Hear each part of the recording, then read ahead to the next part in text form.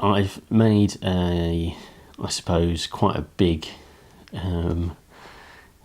camera related decision this week. Namely, I have decided to sell my Leica M-A. So this is my M-A. I've had this camera for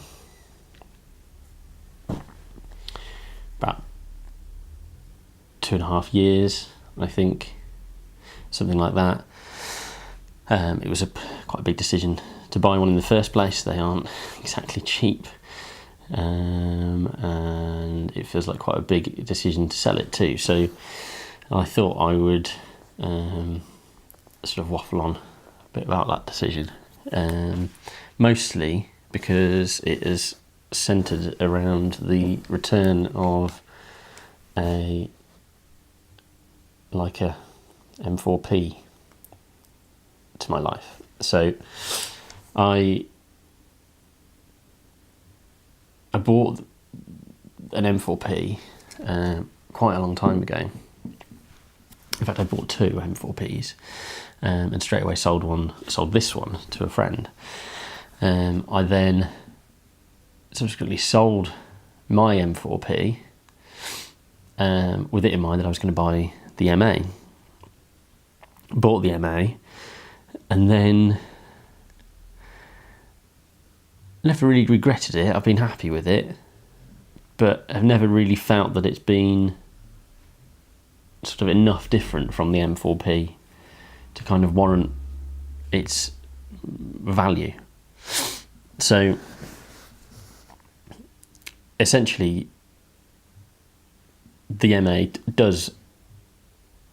it is everything that I could want from a Leica. So it's plain black chrome. I like playing black chrome. Leicas. It has the original, the sort of early style features. The M3 style shutter advance. It's got the early style rewind, which I prefer. It's got no plastic like a lot of the other modern Leicas. The dial on the back is metal, for example. It's all the things I like, but at what cost? It just, and I think this is the thing that's always not quite sat right with me. I was very happy with my my M4-P when I had it. So Alex, who I sold this M4-P to, he not so long ago said that he was going to sell it, and it's a lovely thing. It's all battered and tatty, and it's had the lettering picked out on the front. It's obviously very highly used. It's got the corners are brassed, despite the fact that it's a black chrome camera. It's worn through the black and through the chrome all the way to the brass, which is, the amount of amount of use that this camera must have had. The couple of things that I don't like so much about the M4-P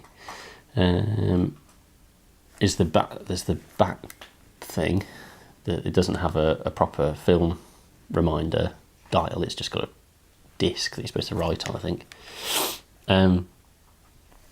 It's got the sort of more modern crank, sort of originally found on the M4. It would have the plastic tipped film advance, but I replaced that. I've had that replaced now with the early style one. But these differences are between a camera that originally cost me, when I bought it back off Alex, it cost me £400. And although I didn't pay the full retail price for my Leica M-A, these things go for I think they're 3,450 quid, which is, you know, it's significant. It's, you know, almost 10 times what the M4-P cost. In use, the only real difference, you know, if you read up about these cameras, the only real difference between, or one of the big sort of supposed downfalls of the M4-P is actually the there's well, what is often quoted to be something to do with the condenser in the rangefinder, which means that the rangefinder patch can flare. I've spoken to Alan Starkey, who did a few pieces of work on this. He replaced the lever on the top and has got rid of the red. As you can see, the M4-P has a red Leica logo here. He's got rid of that, but, you know, put a new piece of leather or whatever it is over to get rid of that. We had a conversation about this rangefinder patch flare thing, and he thinks that it's actually in something to do with the frame line illumination window here. So, and I've experienced this. It's quite difficult to get the rangefinder to flare. What usually happens is you sort of put it to your eye in a certain light, and you get this. The rangefinder patch sort of flares out. You can't really see any. You know, you can't see what you're trying to focus on.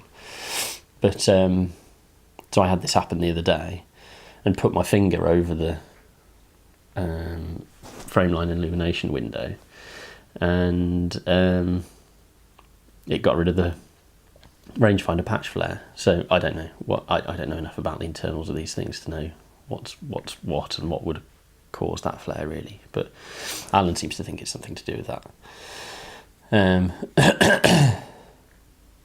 But the thing is when it happens, there's a lot of people say that they've lost shots to it.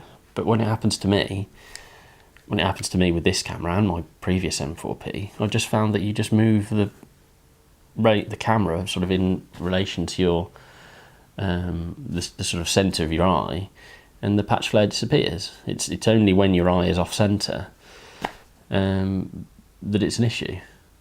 And that's an issue, you know, the Zeiss ZM camera, that happens when you move your eye off centre from the rangefinder patch all the time.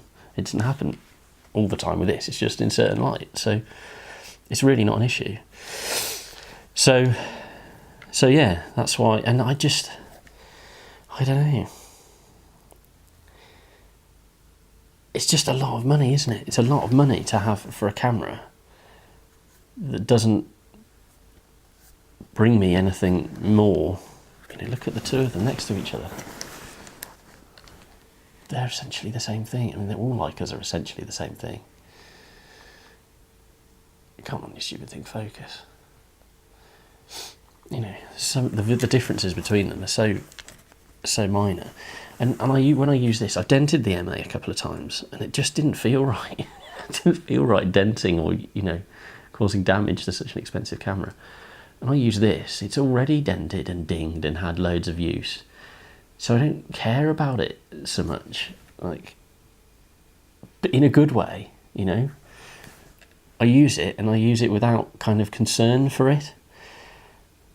Whereas the M-A, it just didn't, I don't know. So anyway, that's the gist of it really. Selling the M-A, which, yeah, I will miss it. You know, it is a lovely camera, but I just can't justify owning such a valuable thing. I can't afford to own such a valuable thing. I need the money. Bought so many random bits of photography equipment recently. I need to pay off my damn credit card. So yeah, that's that. Hopefully I won't regret it too much. I don't think I will. I've also got a few ideas of other things to do to the M4-P.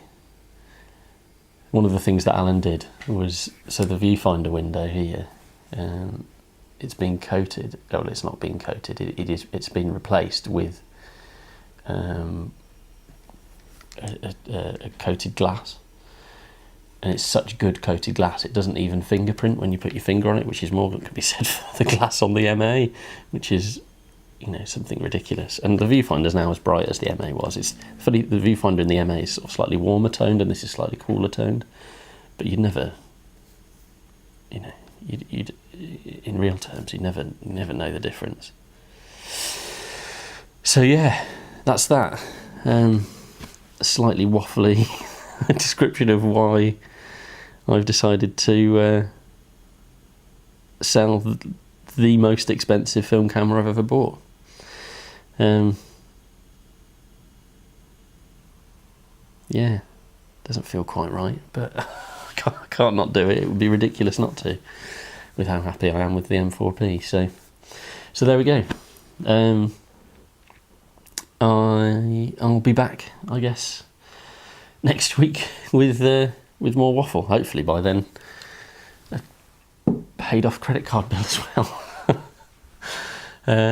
Yeah, cheers for now.